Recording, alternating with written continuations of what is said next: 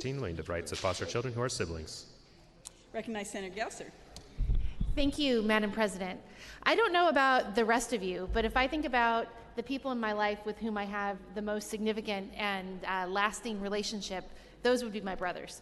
And if you think about the people that know you best in your life, from the time that you are born and are a child to the time that you die, generally, that is your brothers and sisters. You share an early childhood experience. You are hopefully beside one another as you marry, as you have children, as you grieve the loss of your parents, and as you go through the trials that a family experiences. I can't imagine what my life would be like without my brothers. And that is why when I started learning more about the experience of foster youth, I was really taken by the stories of foster youth that talked about how a system that is designed to support and help families too often comes between that relationship of brothers and sisters when they are in the foster care system. And if you think about a time of crisis and needing the people near you, that's the time you need your brothers and your sisters the most.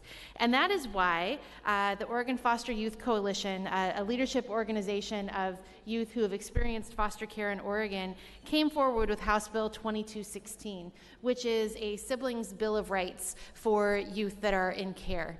The idea behind this bill is to ensure that youth are made aware of their right to maintain contact with their brothers and sisters when they're in care, to be placed in the same foster home when possible, to have their ongoing contact considered when an adoption plan is made, to be able to have private communications and regular communications with that brother or sister, and when they're not together, to be aware of changes in that person's life, especially when there are changes to their safety or well-being.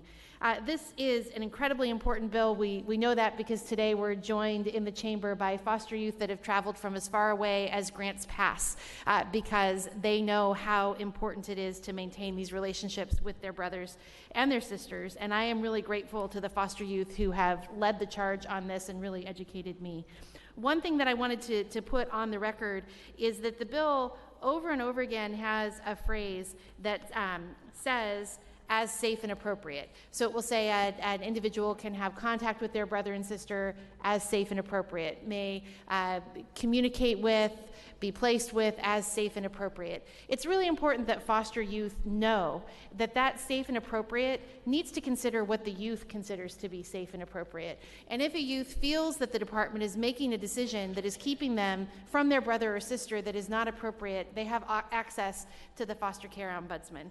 And my hope is that the department in the implementation of this bill, and I believe that it's true, recognizes that kids always have to be at the center of what we're doing. Sometimes it's not convenient to maintain these relationships, but convenience is not nearly as important as the well-being of these youth and the lifelong relationship between these siblings. So it's my hope that the department will implement this both in terms of the letter, but also the spirit of the law, that it will be led by an advisory group of young people, and that we will do everything in our power to keep brothers and sisters together, including when they are adopted by different families. I urge your aye vote, and again offer my gratitude to the foster youth of Oregon who have really emerged as powerful leaders over the last few years. I look forward to continuing to learn from all of you. Thank you, Madam Speaker. Madam President. Further discussion? Senator Gelser, do you wish to close? The question now arises upon third reading and final passage of House Bill 2216A. Those of the opinion the bill should be passed will answer aye as their names are called. Those opposed, no. The clerk will call the roll. Monroe, Olson, Brzezinski, Riley,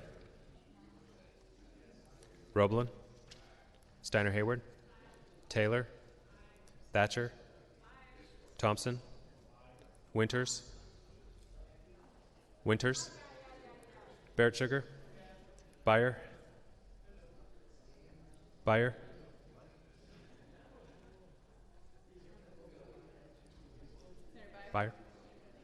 Boquist, Burdick, DeBoer, Dembro, Devlin, Ferrioli, Frederick, Gelser, Gerard,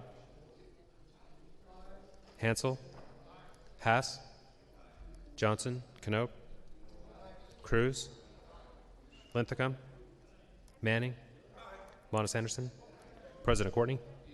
Excuse, Johnson, 29 aye votes. House Bill 2216A, having received a constitutional majority, is declared passed. Without objection, the remaining Senate House bills will be carried over to May 3rd, 2017.